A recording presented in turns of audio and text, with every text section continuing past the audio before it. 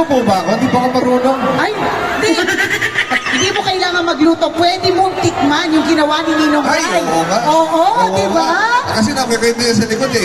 Nahirapan daw talaga siya eh. Kaya feeling ko masarap yung ginawa niya Masarap talaga. na masarap ko.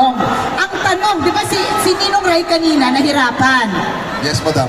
Ngayon, balita ko, meron kang makakasama na makakalaro at mahihirapan ka din. Uy!